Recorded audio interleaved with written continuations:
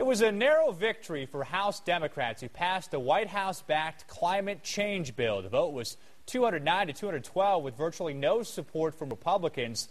The measure would reduce nationwide greenhouse gas emissions by 17% by 2020 and require utilities to generate an increasing amount of power from renewable sources. President Obama claims the bill will spark a clean energy transformation of the U.S. economy. Republicans argue it will result in the largest tax hike in history. This bill now moves on to the Senate.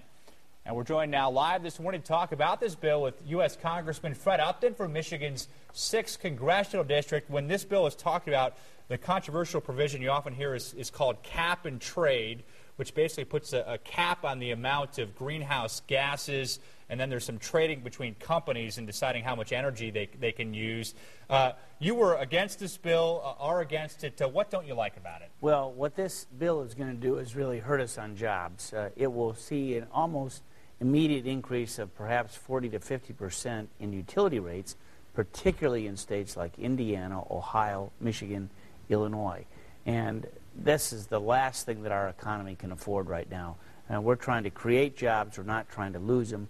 India and China are not part of this. We tried to get an amendment to make that part of this whole bill.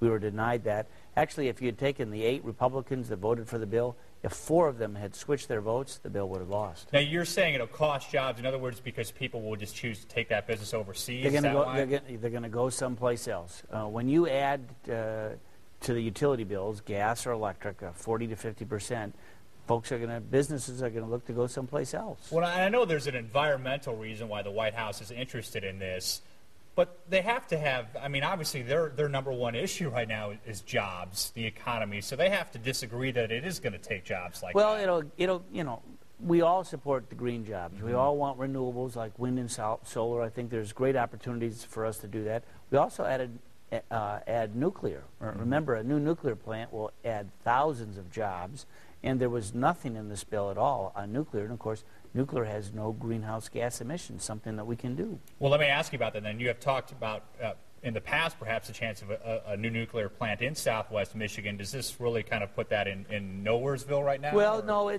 we're still hoping that decision is going to be made. Actually, there's about now 32 nuclear plants are in the long distant future. Another one just in the last week or so in Ohio. But this is something that we know can add jobs, but we've got a regulatory cycle that we have to go through. France will take 4 to 5 years to get a new nuclear plant online. For us in the United States, it's 8 to 10 years, and we've not built a new one in some 25 years now. Do you think there's the will to build a new one? I think the votes are there. Actually, we had an amendment, a bipartisan amendment. I was the Republican co-author of it. We had an amendment that would have really provided some incentives to speed up that process and get these jobs here. All right, some interesting stuff. We'll have to leave it there, and I will avoid mentioning at all costs what happened to the Cubs over the weekend.